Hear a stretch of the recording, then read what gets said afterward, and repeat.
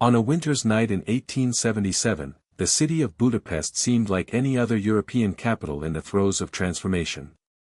Gas lamps burned dimly along the narrow streets, their flickering glow struggling against the fog that rolled in from the Danube. Carriages rattled across cobblestones, carrying men in dark coats and women in fur-lined shawls, hurrying through the biting air. At first glance, the city was alive with the rhythms of modernity, cafes filled with smoke and laughter, opera houses alive with song, and bustling markets echoing with the cries of vendors. Yet beneath this growing heartbeat of progress lay something darker, something unspoken, a tension that made the nights seem longer and the silences more profound. It was in this atmosphere, where superstition clashed with reason, and where whispers held as much power as sermons, that a child began to speak of crimes before they happened. The boy was no figure of privilege, no noble heir destined for the grand stages of Hungarian society. He came from a modest family living on the edge of the inner city, close enough to hear the church bells but far enough to remain unseen by those who strolled the boulevards of wealth. His world was made of narrow alleys, cracked walls, and neighbors who worked long hours to survive.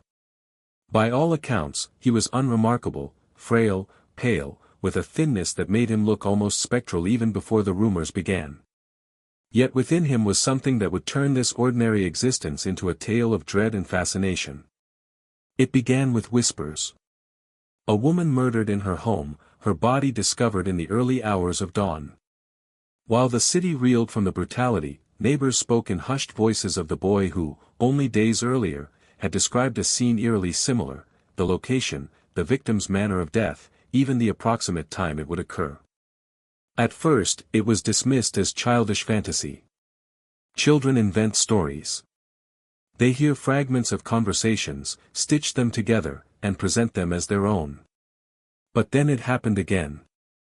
And again. The child, they said, would sometimes grow still in the middle of play, his eyes distant as though fixed on something invisible. In a voice too calm for his age, he would mutter words of violence, blood, or betrayal. These utterances were not always understood immediately, but when a crime struck, when another act of cruelty surfaced in the newspapers or in hushed conversations between neighbors, the boy's words would resurface in memory, aligning with terrible precision. Soon, fear began to coil around him. Parents told their children to avoid him. Market women crossed themselves when he passed. His very presence was said to unsettle animals, stray dogs would whimper in his shadow, horses grew restless if he drew too near. Budapest at the time was a city torn between worlds. On one hand, it was a place of progress, a capital recently unified from the twin cities of Buda and Pest, eager to stand alongside Vienna and Paris as a beacon of culture. On the other, it was still chained to superstition, where whispers of witches and curses drifted through the same alleys as debates about science and modern medicine. For some, the boy was proof of divine punishment, a messenger of sin sent to remind the city of its moral decay. For others, he was a case for scholars and physicians, a strange mind unraveling under the weight of hallucination or epilepsy. But to his neighbors, he was simply frightening. The stories grew more chilling as his predictions took on detail. He spoke of a man with ink-stained hands who would be found dead in a tavern. Days later, a printer was discovered murdered in exactly that manner. He described a woman with golden earrings lying motionless near a church. Shortly after, a seamstress matching the description was killed on her way home. What terrified those who heard him was not just that he spoke of death, but that his words seemed to carry inevitability, as though by naming the future he sealed it. People began to believe that once he uttered a vision, it could not be stopped. His words became less a warning than a sentence. In homes lit by oil lamps, debates raged quietly. Some argued that the boy should be brought before priests for an exorcism, his visions proof of possession. Others whispered that he should be studied by doctors from Vienna, that he might offer clues into the hidden workings of the mind. Still others wanted him silenced altogether, fearful that his very presence invited doom upon the neighborhood. The boy himself, though, remained curiously detached. He was not boastful, not gleeful at the attention he stirred.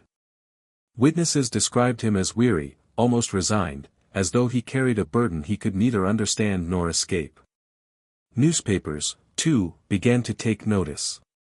Though rarely naming him outright, articles hinted at a child prophet of the pest district, describing the fear he inspired and the coincidences that seemed too sharp to dismiss. In an age when both rationalism and mysticism were in vogue, such stories sold well, feeding the hunger of readers who longed for wonder as much as they craved reason. Some journalists scoffed at the rumors, dismissing them as embellishments of a nervous population. But others leaned into the Gothic allure, painting the boy as a cursed oracle, a pale figure wandering the fog-laden streets. The true terror lay not in what he said, but in what it suggested about the world itself. If a child could see what was yet to come, then what did that mean about the nature of time, of fate, of free will? Were these crimes inevitable, or were they somehow called into being by his very words? Did he predict the future, or did he help create it? The people of Budapest, caught between science and superstition, found no comfort in either answer.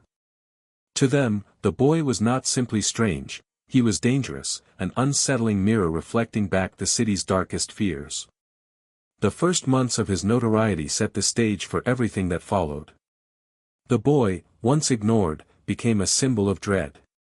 Families whispered his name but refused to let it pass their lips in daylight.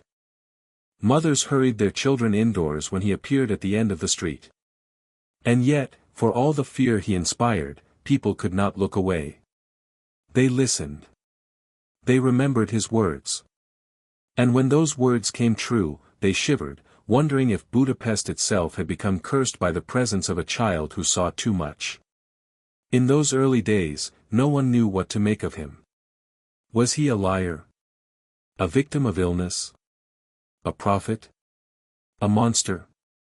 All they knew was that with each crime foretold, with each tragedy that aligned with his visions, the line between reality and nightmare blurred a little more. What began as whispers would soon escalate into obsession, into denial, into attempts at silencing him.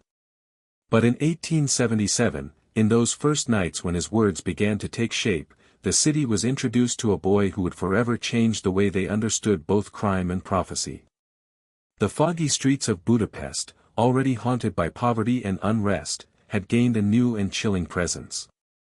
And as the shadows deepened, the question was no longer whether the boy's visions were real, but how many lives they would touch before his story came to its inevitable, tragic end. He was called by many names and whispers, but history remembers him simply as the boy from Budapest, a fragile child whose eyes seemed to wander beyond the present. To understand his chilling presence, one must first understand the man he was said to resemble, his father. For in every tale that circulated about the boy, his family stood at the center, caught between pride, confusion, and dread. His father, by trade, was a clerk, diligent, quiet, the kind of man who measured life by ledgers and ink stains. His mother, a seamstress, spent long evenings by candlelight, her hands raw from work, stitching scraps of fabric for neighbors in order to keep bread on the table. They had nothing of luxury, but their home was not one of misery either. In many ways, it was a life indistinguishable from countless others in the pest district of 1877. And yet, within this household, something unnatural began to grow. The boy himself was frail from birth. Neighbors recalled how he rarely joined the other children in games of chase or snowball fights. His lungs were weak, prone to fits of coughing that left him pale and trembling. He seemed older than his years, too solemn for play, with an unsettling habit of staring into nothing, as though waiting for someone unseen to arrive. His parents doted on him in their way, but there was no disguising their unease when his peculiarities deepened. For the child not only dreamed vividly, but described what he saw with an eerie precision that, over time, appeared to spill beyond imagination and into reality. One of the earliest accounts comes not from a crime, but from the domestic quiet of their home. At only 6 years old, he startled his mother by refusing to eat supper, claiming a man would knock on their door before night's end. She scolded him for mischief, yet, before the candles burned low, a neighbor did arrive, frantic and breathless, to beg for help with a family emergency. Coincidence, she thought, nothing more. But in the days that followed, similar events unfolded, a cousin's injury foreseen in casual words, a neighbor's quarrel predicted in detail, a broken cart described before its will ever shattered. At first, these seemed like childish inventions, lucky guesses at best. But gradually, the predictions darkened, shifting from inconveniences to tragedies, and from that moment forward the family's fate spiraled. It was his father who struggled most with the boy's peculiar gift. A man of order, of books and rules, he could not reconcile what he witnessed. On one evening, he returned from work to find his son trembling, whispering about blood near the market square. The next morning, news broke that a butcher had been found slain in precisely that location. The father dismissed it as fabrication, insisting the boy must have overheard rumors and rephrased them. Yet deep down, cracks began to form in his resolve. His ledger-lined mind could not dismiss what his own ears had heard. Still, pride and fear made him lash out. He silenced the boy with sharp words, sometimes with blows, demanding that the visions stop. But they did not stop. The mother, meanwhile, wavered between maternal protection and religious dread. At times, she believed her son chosen by God, visited by strange gifts of sight that no one else possessed. At other moments, she whispered prayers under her breath, convinced that darker forces had entered their home. She tried charms, holy water, whispered blessings from priests, anything to shield the child from whatever gripped him. Yet the boy seemed unmoved by these rituals, neither soothed nor frightened. He simply carried on, his words spilling from him like burdens he could not keep inside. Their neighbors, however, were not so forgiving. At first, the stories of his strange foresight spread in fascination, but fascination soon soured into fear. Market women claimed he cursed their business, that after his gaze fell on their stalls, they lost customers or found their produce spoiled.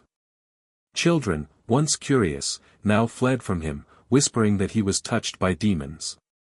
Even those who pitied him avoided his family, not wanting the boy's shadow near their lives. Gradually, the family found themselves isolated, surrounded by cold stares and shuttered doors. What had once been ordinary existence became a prison of suspicion. This was the environment into which the boy's darker predictions began to emerge. Unlike his earlier, more innocent foresight, these carried the weight of crime, cruelty, and death. He spoke of murders with the calmness of one reciting the weather, describing victims before their bodies were discovered, naming places before blood was spilled. For his family, each utterance brought terror, not only for what it meant, but for how the city would react. Already, priests were speaking of him in sermons, warning against false prophets, hinting at possession. Already, local authorities began to whisper of him as a disruption, a child who stirred panic. And yet, for all the attempts to silence or dismiss him, his words continued to carve themselves into the fabric of Budapest's nights. The father sought explanations in reason. He accused the boy of eavesdropping, of sneaking out at night, of inventing stories after overhearing gossip of crime. Yet the timings betrayed this.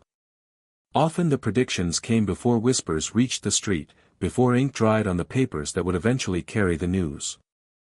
The mother clung to hope that he could be saved from himself, arranging visits with priests and doctors alike, but each encounter ended the same, in confusion, in rejection, in the suggestion that the boy was beyond help. By the age of 8, his reputation was fixed. He was no longer merely a curiosity, but a figure of dread. In taverns, his name was invoked alongside curses. In markets, people lowered their voices when discussing him. And within his own home, his family began to fracture. The father grew more distant, his pride corroded by fear. The mother grew more fragile, worn thin by the weight of love and dread. And the boy, though only a child, seemed to carry himself with the weary calm of someone older, as though he knew his life would not stretch far. It was during this time that the first documented accounts began to appear in journals and newspapers, sometimes disguised, sometimes explicit. One article described a pale youth in Pest who speaks of crimes with unsettling detail. Another wrote of visions from a child's lips, visions that turn truth within days. Though many dismissed these reports as sensationalist nonsense, they stirred fascination all the same. People wanted to believe, even if belief came with fear. And thus, the boy became something larger than himself, a symbol, an omen, a living embodiment of the city's unease. The tragedy, of course, was that beneath the mystery was still a child, caught in forces he did not understand. Those who later reflected on him wondered if he truly comprehended the weight of what he said. Did he know he was describing death? Did he grasp the panic his words stirred? Or was he simply relaying fragments of visions, images that passed through his mind with no context, no intention? This is what makes his tale so haunting, not merely that he saw, but that he bore the consequences of sight he could not control. The boy's childhood, such as it was, ended before it began. Instead of games and laughter, his days were filled with suspicion, his nights haunted by dreams that blurred into prophecy. His family, instead of guiding him, became fractured under the strain of his gift. And the city of Budapest, instead of protecting him, marked him as a thing to be feared. In this crucible of superstition, faith, and dread, the boy's life became a story not of innocence but of inevitability, setting the stage for the tragedies that would define him in the years to come. His name was Andras, a boy of no great consequence to the city of Budapest, born into a family that lived quietly on the margins of society. His father worked as a tailor, stitching clothes for neighbors who could rarely afford to pay in full, while his mother took in washing and mended garments by candlelight. They were neither destitute nor secure, always walking the fine edge between survival and ruin, like so many others in the city at that time. Andras was their only child, a boy who often seemed out of step with other children, marked by a quietness that unsettled even those closest to him. While the neighborhood rang with the laughter and quarrels of youth, he preferred to linger at the edges, silent and still, watching the world with wide, unblinking eyes. Those who recalled his earliest years spoke of a boy who rarely played, who seemed instead to listen, as though he heard something the rest of them could not. His mother would sometimes find him crouched at the window, gazing out at the street below with an expression far too grave for his age. At times he drew sketches with bits of charcoal, crude shapes of streets and alleys that often bore strange details, a toppled cart, a broken lamppost, or a figure lying prone. To most they were meaningless scribbles, but in hindsight they took on a chilling significance. What unsettled the family most was not that the boy drew such things, but that they seemed to come to pass. Andras rarely spoke, but when he did, his words carried a weight that startled adults.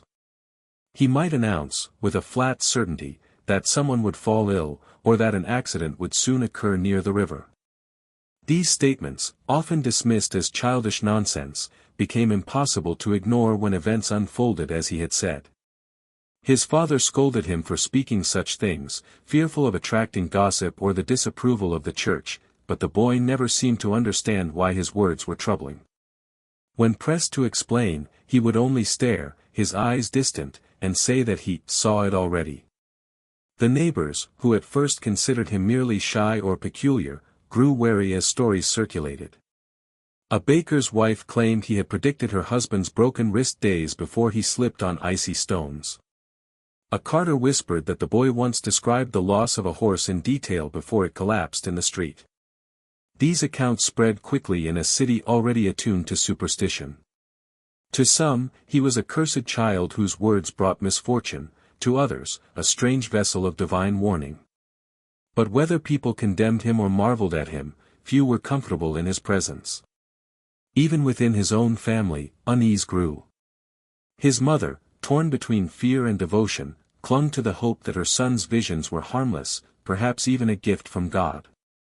She sought counsel from a priest, who told her firmly that such things were not divine but dangerous, and urged her to keep the boy silent. His father, embarrassed by the whispers and worried about the family's reputation, grew stern and harsh, demanding the boy stop speaking his strange predictions. But Andras could not. The visions, if that is what they were, seemed to come unbidden, overwhelming him at times, leaving him pale and trembling. There were nights when he woke crying, muttering descriptions of places and people, his hands clutching at nothing as though he were reliving scenes no one else could see. Descriptions of the boy's eyes were repeated again and again in recollections, pale, sharp, and unyielding, as though they carried an intensity beyond his years. Witnesses said that when he spoke of his visions, his voice would change, still soft, but imbued with a certainty that made even the most skeptical fall into silence. It was this combination of innocence and dread that made him unforgettable. A child should have been a symbol of simplicity, of untainted playfulness, yet Andras carried the weight of something darker, something the adults around him could not explain. What most troubled those who encountered him was that he did not seem to invent or imagine these things as children normally do. There was no joy in his proclamations, no attempt to frighten or impress. He spoke of what he saw with the flat calm of someone describing the color of the sky. This detachment only deepened the unease. If he were simply a boy telling tales, people might have laughed or scolded him. But his certainty, paired with the unsettling frequency of accuracy, forced them to listen, even when they wanted desperately to turn away. Andras lived in a time when the line between science and superstition was contested daily, when families like his could not afford to question the beliefs that structured their community. For a child to speak with such unnatural foresight was dangerous, not only for him but for everyone connected to him. The family's modest home became a place of whispers, neighbors crossing themselves as they passed, children instructed not to play near the boy who spoke of death. Andras himself seemed only half aware of the fear he inspired, carrying his silence like a shroud, waiting, always waiting, for the next vision to break upon him.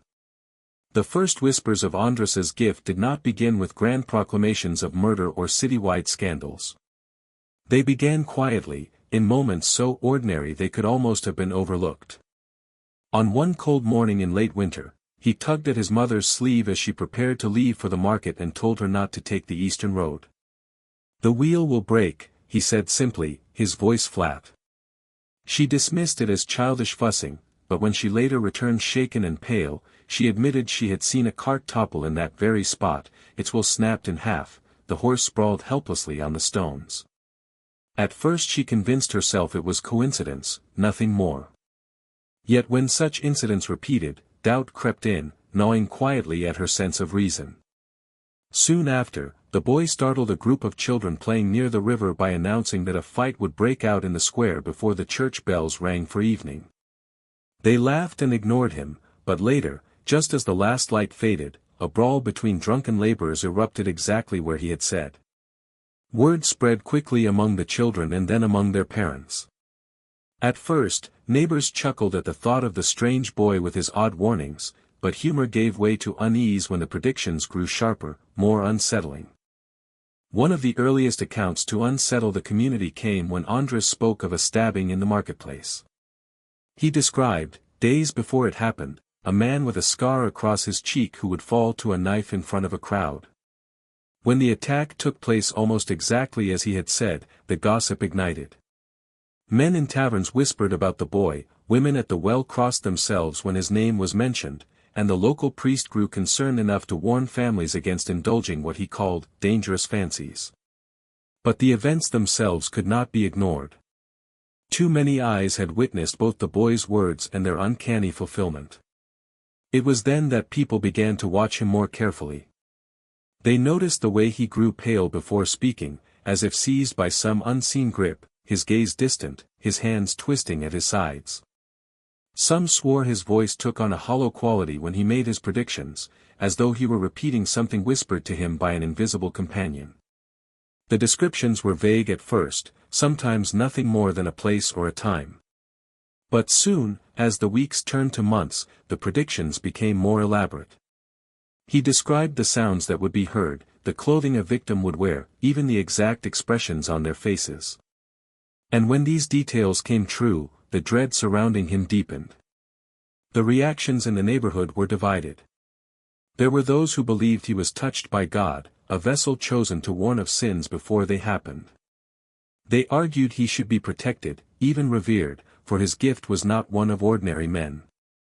Others whispered darker suspicions, that he was cursed, that demons whispered in his ear, that his very presence invited misfortune into the streets. For every person who leaned close to hear his quiet words, another spat on the ground and muttered prayers to ward off evil. What troubled his family most was that he seemed unaware of the storm he had stirred. To Andres, the predictions were not extraordinary, they were simply the truth he saw. When his father scolded him for frightening people, the boy only stared with that same distant calm and repeated, "It already happened. You just don't see it yet." Such words chilled his parents more than the gossip of neighbors. They were raising a son they could not understand, caught between their duty to protect him and their fear of what he might truly be. The turning point came when Andres predicted not just an accident or a quarrel, but a violent crime with intimate detail. He spoke of a woman who would be attacked in a narrow alley, describing her shawl, the gleam of a blade, even the cries she would make. His parents begged him to stay silent, but when the murder occurred exactly as he had described, the whispers in the city hardened into something sharper. This was no longer the talk of coincidence. It was a claim too dark to ignore, and it drew the attention of those far beyond his neighborhood. By now, the community's fascination was inseparable from fear. Some tried to shield their children from him, forbidding them to speak his name aloud. Others pressed him for information, desperate to know if he could warn them of their own fates. Mothers clutched their sons tighter when he walked past, merchants watched him warily as though his gaze might seal their doom. Every whispered prediction became a test of faith, every fulfilled vision a reminder that something unholy, or unearthly, was at work. In these early whispers of prophecy, the boy ceased to be merely a quiet child of a tailor. He became something else in the eyes of the people of Budapest, a figure poised uneasily between the divine and the damned, between superstition and reality. Each word he spoke carried the weight of inevitability, binding the city in a tension it could not shake. For some, he was a warning of God's judgment, for others, a curse upon their streets. But for all, he was a reminder that in the heart of their modernizing city, there were still forces that defied understanding, and perhaps always would. The moment the local authorities could no longer ignore the strange child came one evening when a violent stabbing occurred near the crowded Pest marketplace. Hours before it happened, Andres had wandered to the police station, his small figure dwarfed by the great doors, and told an officer on duty that blood would be spilled by nightfall. The officer, irritated and half amused, dismissed him, though he scribbled a brief note in the margin of the station's ledger, more to entertain his colleagues than out of belief. When the crime took place almost exactly as the boy had warned, the note became damning evidence that something unexplainable was unfolding. From that point forward, Andres's presence could not be brushed aside as neighborhood superstition. The boy had stepped into the uneasy attention of the city's law enforcement. The policeman who first questioned him expected a nervous child easily frightened into silence. Instead, they found themselves unsettled by the calmness with which he described the attack, as if he had stood in the alley and witnessed it himself. He recited details of the man's movements, the angle of the knife, even the hesitation before the fatal blow, and he did so without embellishment or fear. For men accustomed to interrogating criminals and dealing with the chaos of the streets, this strange composure was deeply disturbing.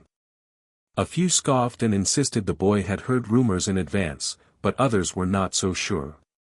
In the weeks that followed, officers began to test him.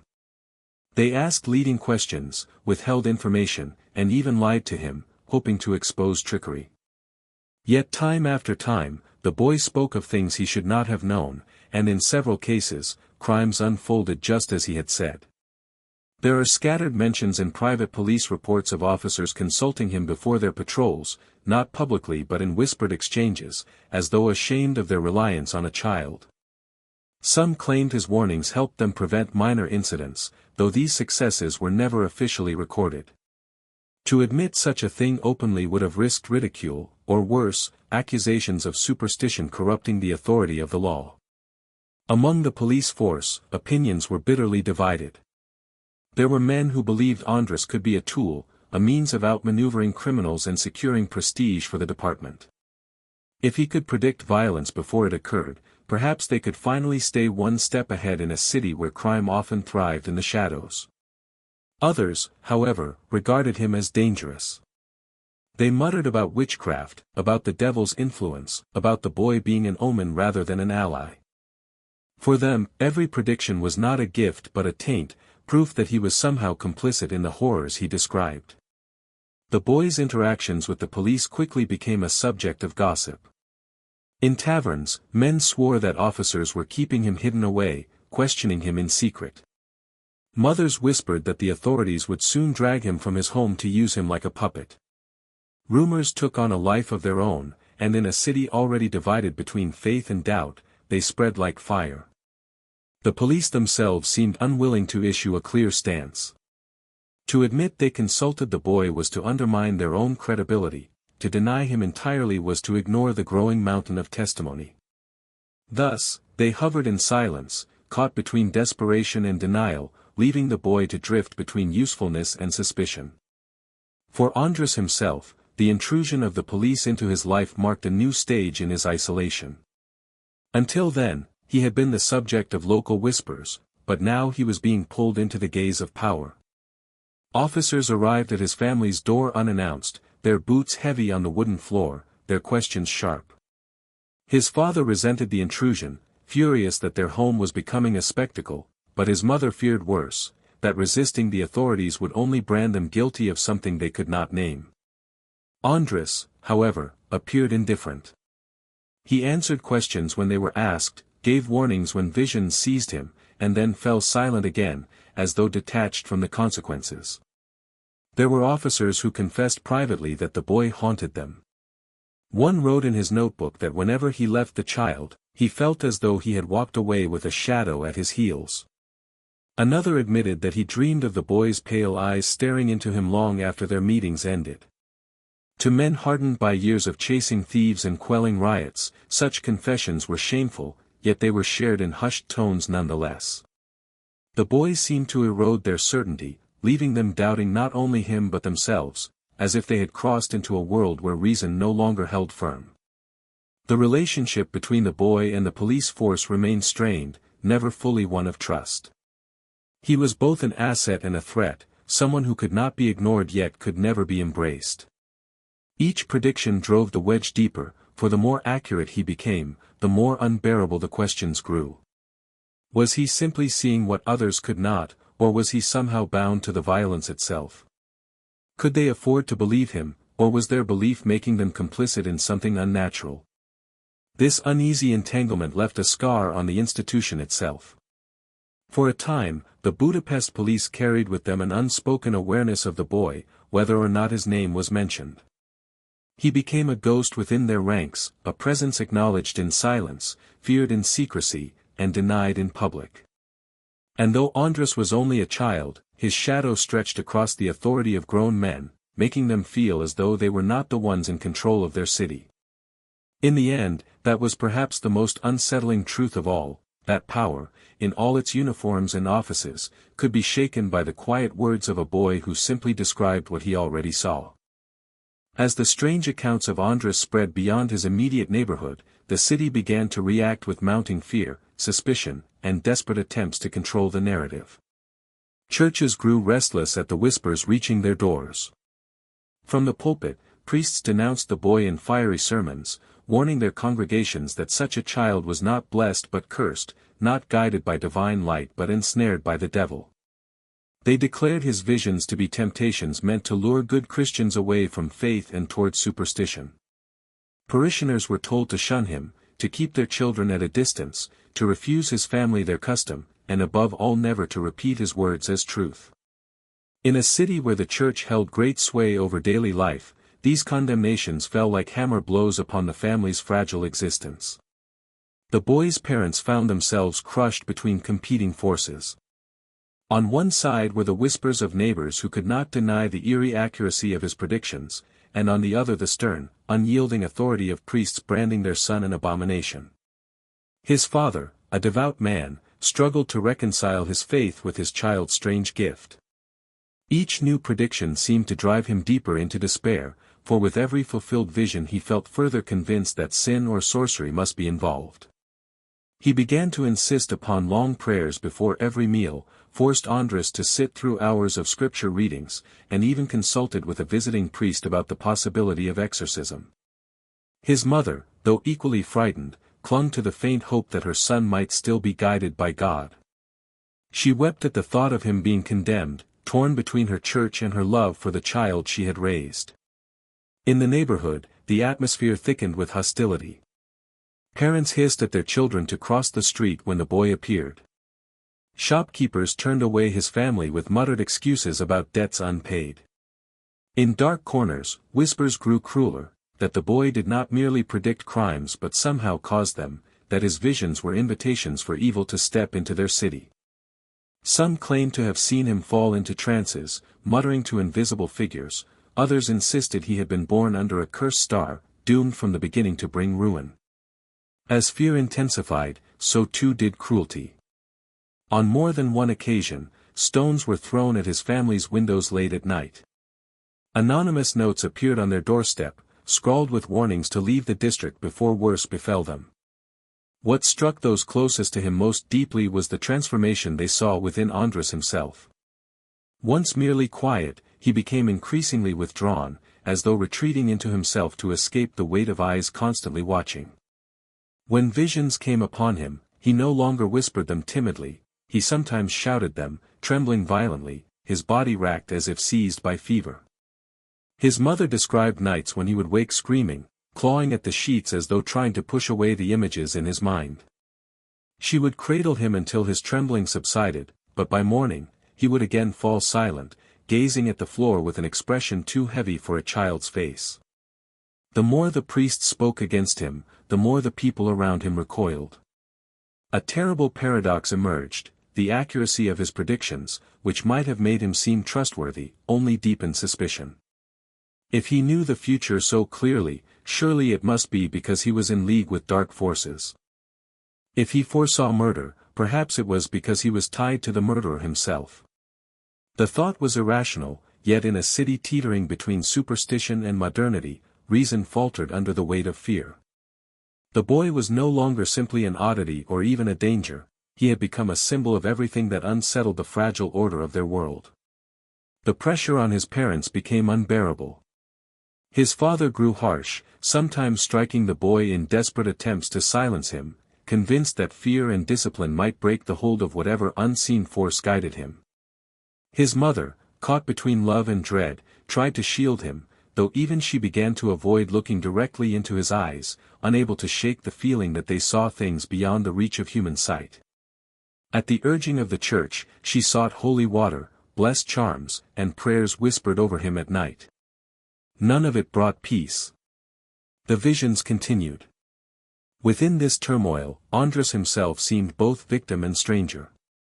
He never claimed control over his gift, never sought attention or recognition. Yet the inevitability of his visions made him an unwilling outcast, carrying knowledge he neither wanted nor understood. Children his age avoided him, adults regarded him with suspicion or fear. He became a solitary figure, drifting through streets where once he might have been welcomed, burdened with words that tore his family apart and ignited terror in those who heard them. It was during this period that Budapest itself seemed to turn against him. Crime had always haunted the city, but now every act of violence seemed to draw his name into whispers. The more his family attempted to withdraw, the more the community pressed against them, demanding answers they could not give, punishing them for mysteries they could not explain. The authorities, wary of appearing foolish, distanced themselves from the boy publicly, though some still sought his words in secret. The church thundered against him, neighbors shunned him, and his own home grew heavy with mistrust. What unfolded was not merely a boy condemned for his strangeness, but a family unraveling under the weight of a mystery larger than themselves. Andras was both child and scapegoat, feared and needed, pitied and despised. In him, the city of Budapest saw its own anxieties reflected, the clash between faith and reason, the terror of the unknown, the fragility of order in a world where blood was spilled too easily. His isolation deepened, his family fractured, and still the visions came, dragging him further from the innocence of childhood and deeper into a shadow he could neither escape nor explain.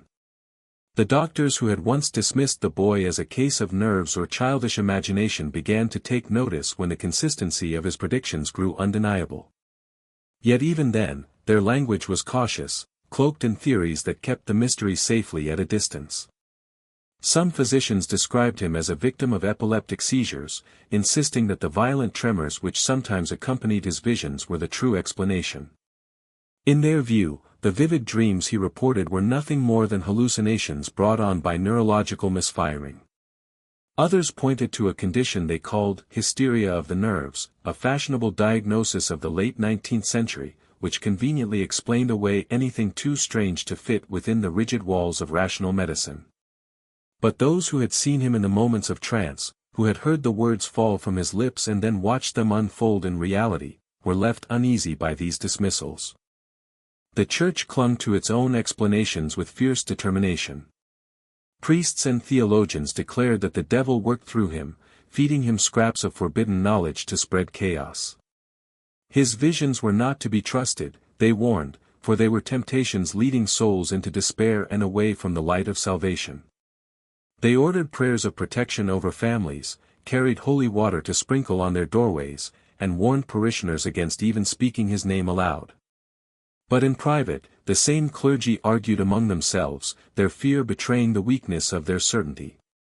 If the boy was touched by evil, why had God allowed him to speak so clearly, so often with unerring accuracy? And if he was only a sinner's child plagued by illness, why did his words strike so precisely at the fragile fabric of Budapest's underworld crimes? The scientific world, too, could not entirely ignore him. A small circle of scholars from the university, curious about the child whose predictions had stirred unease across the capital, attempted to gather reports and observations. Some suggested his abilities might be linked to a rare form of precognition, a term whispered at the edges of psychology and parapsychology, fields that were only just beginning to form. Others speculated about heightened sensitivity, claiming he was able to piece together subtle clues that ordinary people overlooked, an unusual power of observation misinterpreted as prophecy.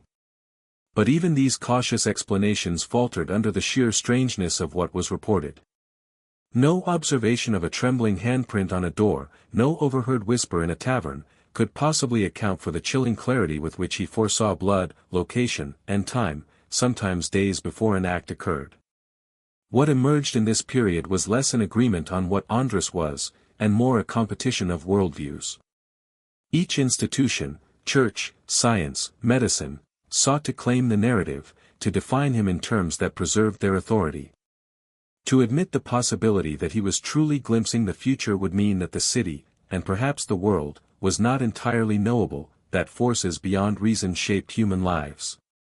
Such an admission threatened the very order on which both faith and reason depended.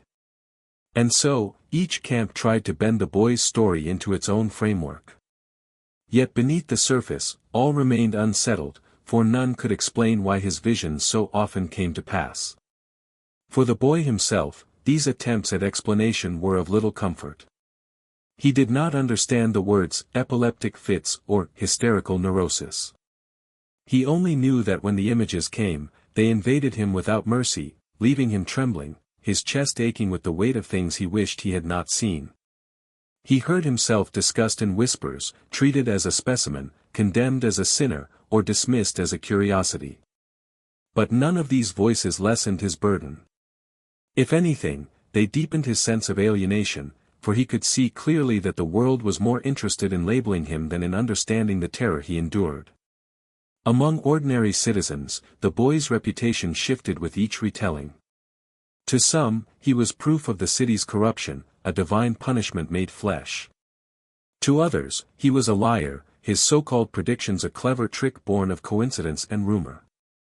Yet there remained those who believed him fully, who clutched his words as warnings in a city that had become increasingly unpredictable. These believers sought him out in secret, pressing coins into his hand, begging him to speak of what he saw in their homes, their businesses, their families. He hated these encounters, for he could rarely provide them with comfort, only shadows, broken images of things that might come to pass. Sometimes he saw nothing at all, and their disappointment turned to anger, convincing them that he had deliberately withheld knowledge. The press, ever hungry for sensation, hovered at the edges of the controversy. A few bold journalists hinted at his name in local papers, crafting lurid headlines about the boy oracle of Budapest. Others ridiculed him outright, mocking those who believed in childish fairy tales. But the tension between sensationalism and skepticism only widened the gap in public opinion.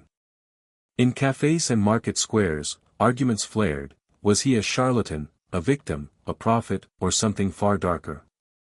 With every crime he predicted accurately, the arguments grew more heated. His story became not merely about one child but about what people believed reality itself could contain.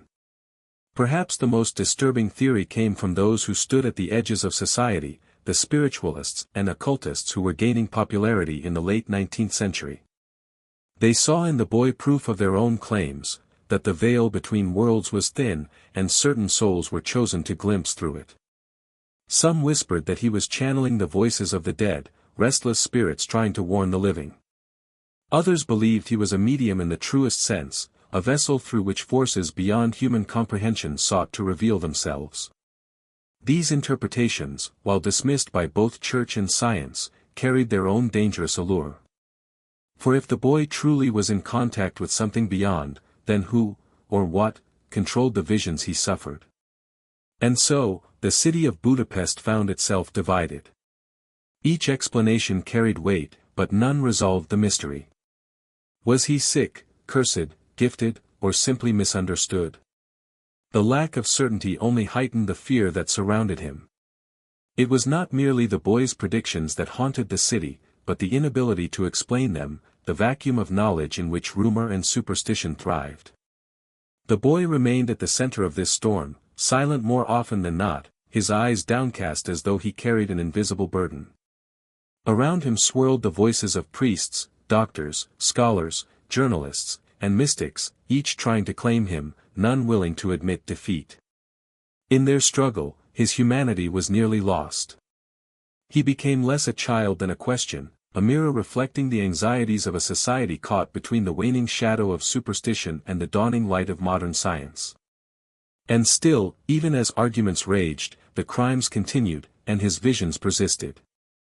Each time he spoke, no matter how much the authorities tried to deny it, the truth of his predictions rippled through the city.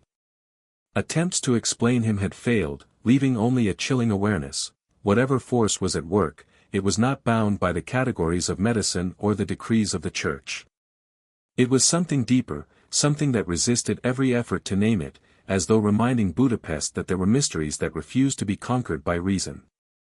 The slow unraveling of András's life reached its most harrowing point when the city, once curious and fearful, turned openly hostile, and the boy's fragile existence seemed to collapse beneath the weight of forces greater than himself.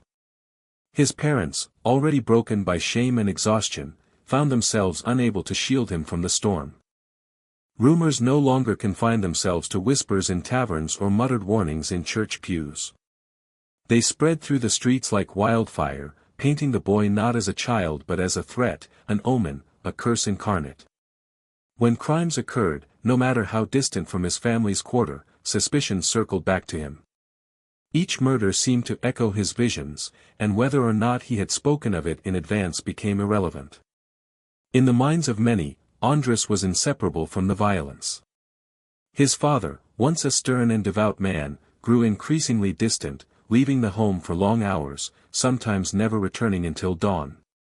Some claimed he sought solace in drink, others that he tried to barter with priests for guidance, but what is certain is that he withdrew from his wife and son, unable to reconcile his faith with the reality unfolding in his household.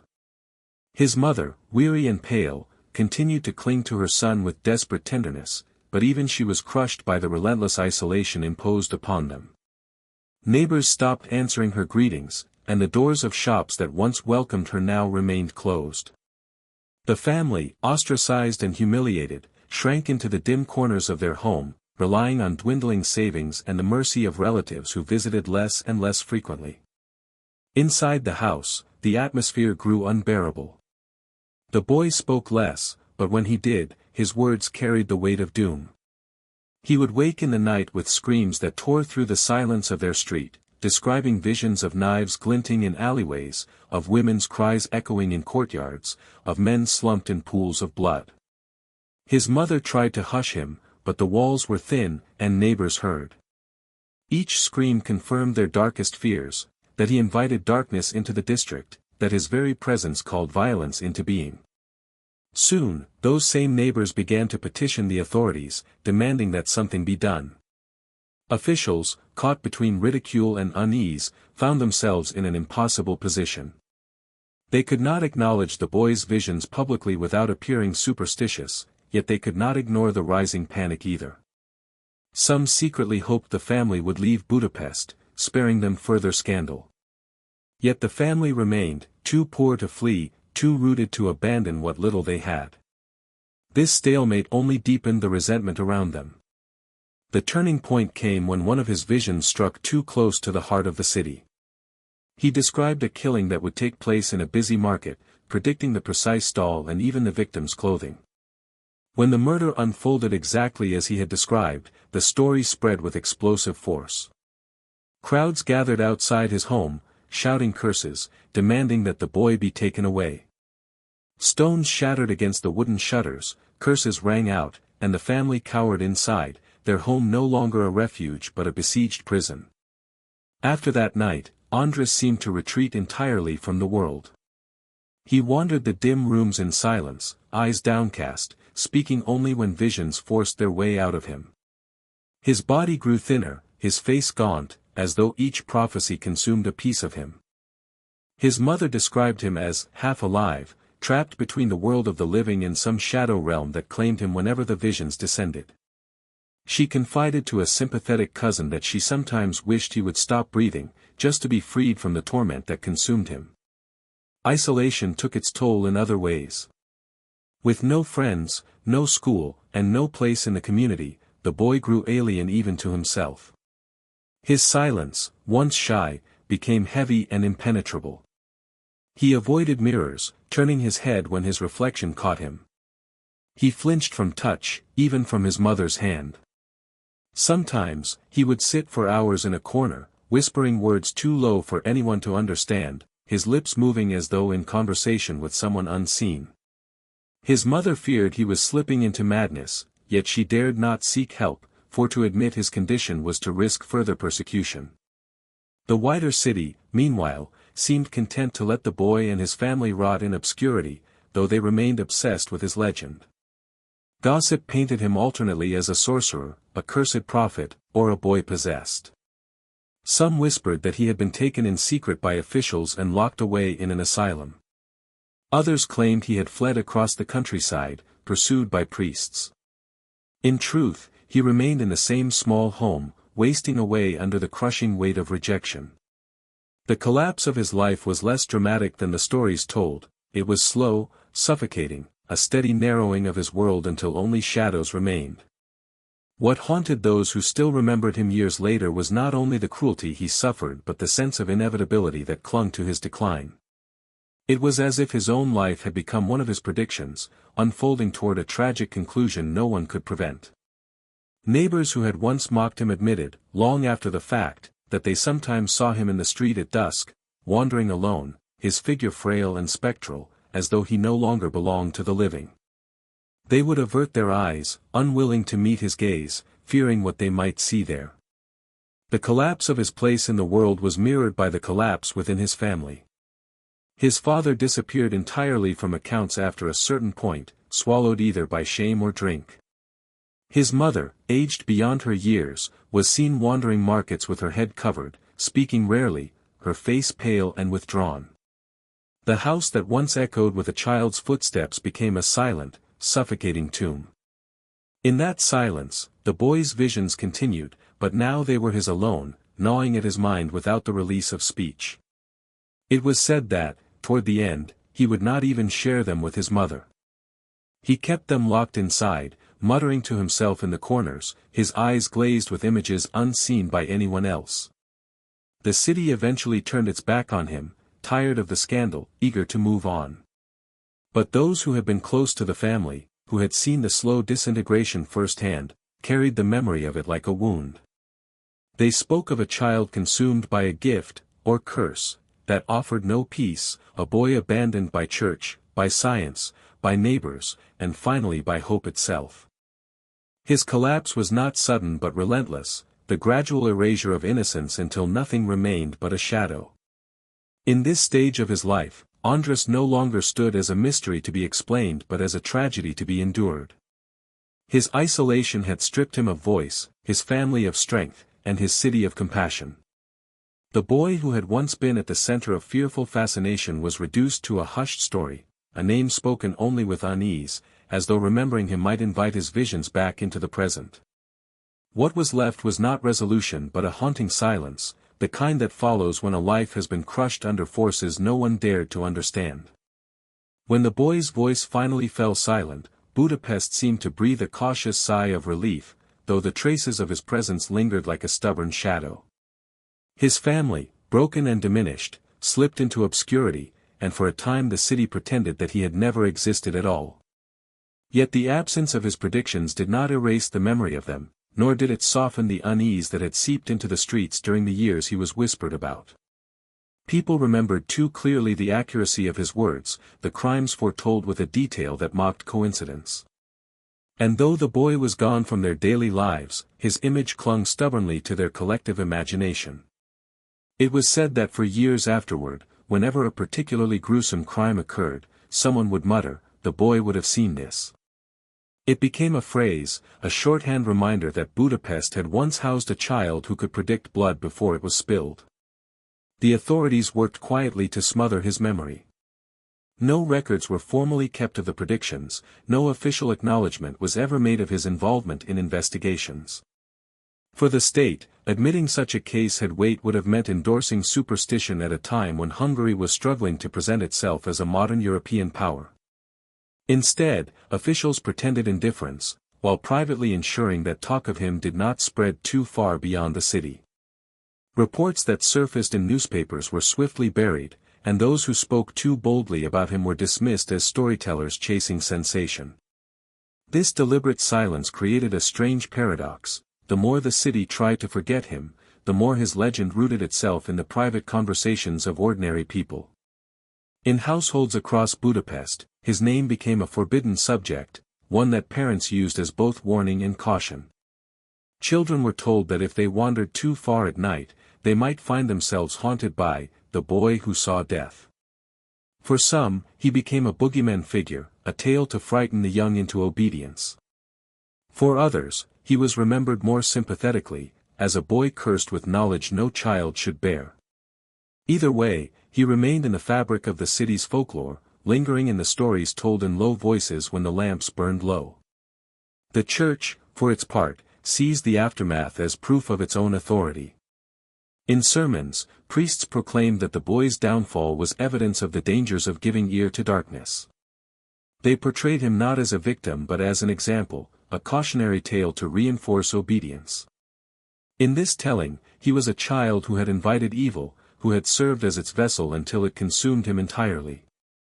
Congregants nodded, comforted by the neatness of the explanation.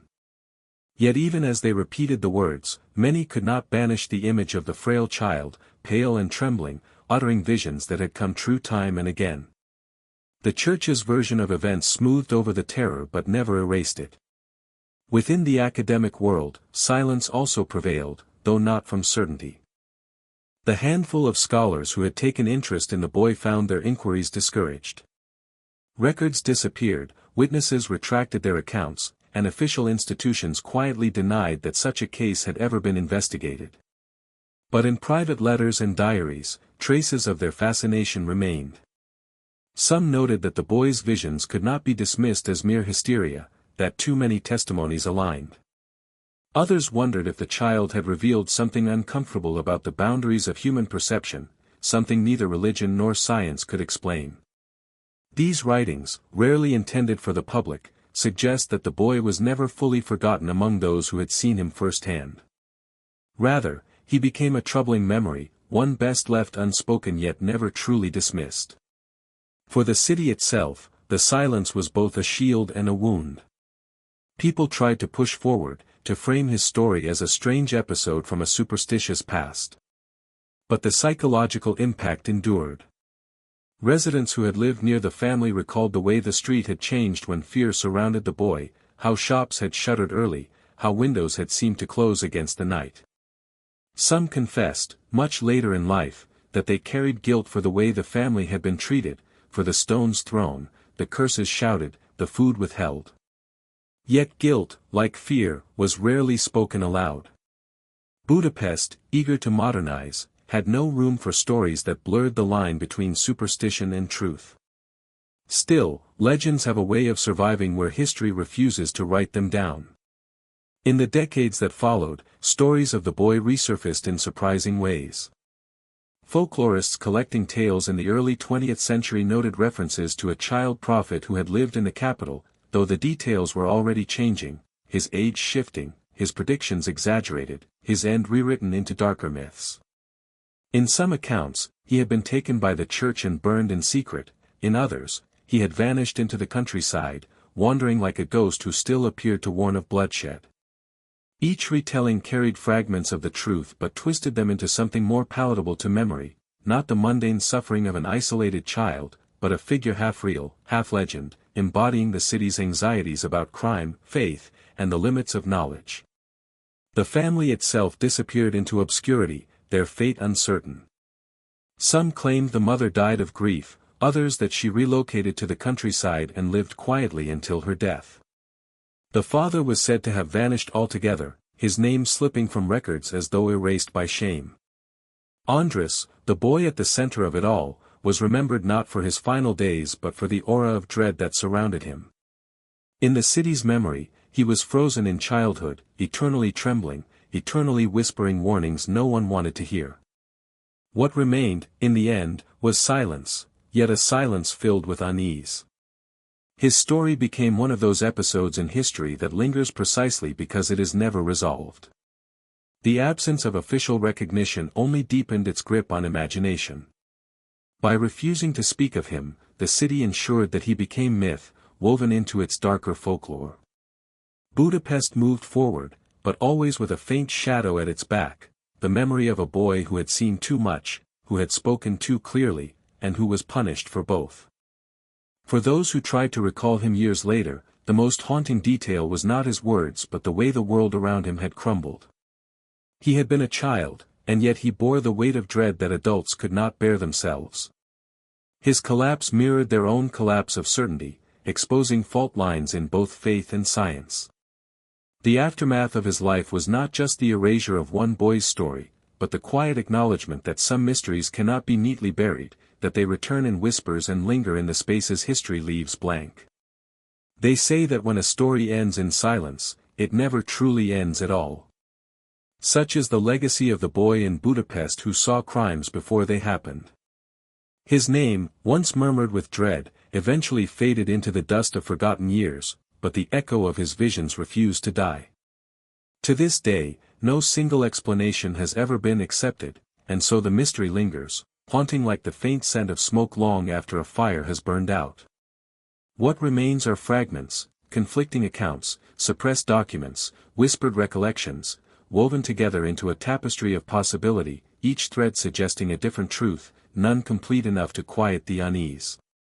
Some insist he was nothing more than an extraordinary child cursed with a rare neurological condition, a mind so sensitive it betrayed him with illusions that coincidentally aligned with grim realities.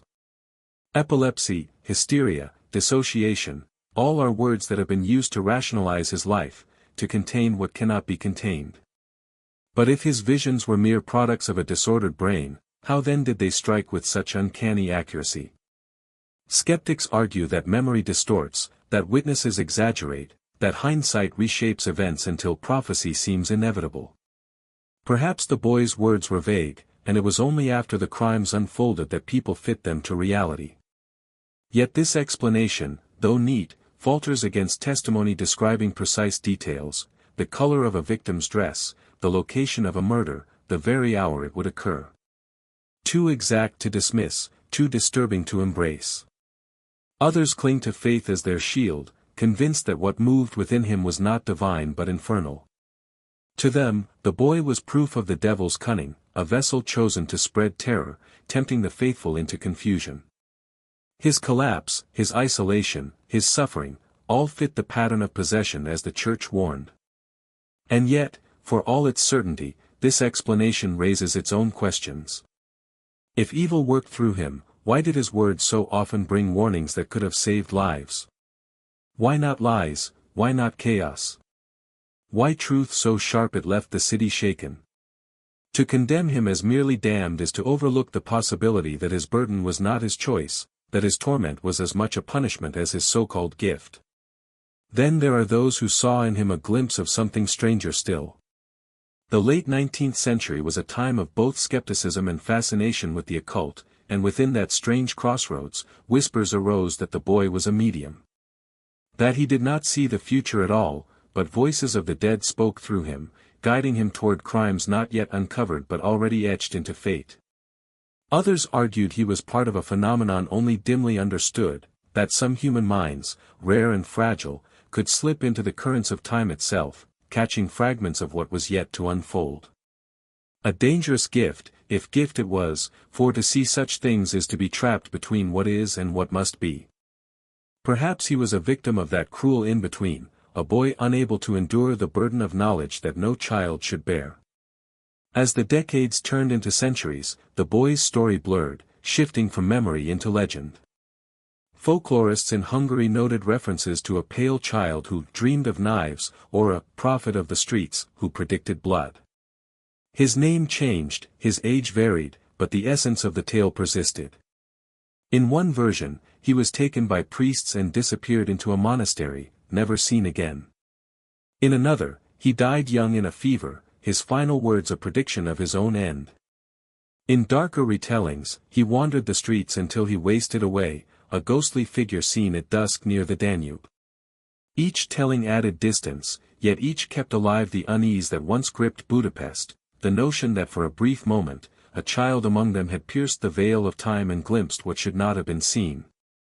Even modern accounts cannot resist his story. True crime writers, paranormal researchers, skeptics, and believers alike have all revisited his life, drawn to its unresolved nature. Some see in him an example of mass hysteria, a cautionary tale of how fear can transform coincidence into prophecy. Others argue his story is proof that human perception is not yet fully understood, that science still stumbles in the dark. And then there are those who approach his tale with quiet reverence, not as proof of demons or miracles, but as the tragic chronicle of a boy destroyed by a city that could not accept what he carried within. What makes his story endure is not only the strangeness of his visions but the human tragedy at its core. He was a child, yet treated as a monster, isolated, beaten down by forces he never invited. The church denounced him, science dismissed him, neighbors feared him, and family crumbled under the pressure of his gift. His life was less a tale of prophecy than of cruelty, less about what he saw than about how others chose to see him. In that way, his story reflects not only his mystery but the failings of those around him, failings as relevant now as they were in 1877. And so we are left with questions that refuse to die. Was he a fraud, a victim of coincidence magnified by fear? Was he a prophet, cursed to bear knowledge too heavy for mortal shoulders? Was he ill, his suffering twisted into spectacle by a city desperate for meaning? Or was he something rarer still, a reminder that the boundaries we draw around reality are thinner than we wish to admit? The truth may never be known. Perhaps that is the point. Some mysteries are not meant to be solved but remembered, lingering in the spaces between fact and belief. The boy who predicted crimes before they happened may have been forgotten by the officials of his day, erased from records and denied by those in power. But in silence, his legend endured, carried in whispers, in stories, in the quiet fear that somewhere, even now, there are eyes that see more than they should. His tale ends not with resolution but with a lingering chill, a reminder that history hides not only what happened but what cannot be explained.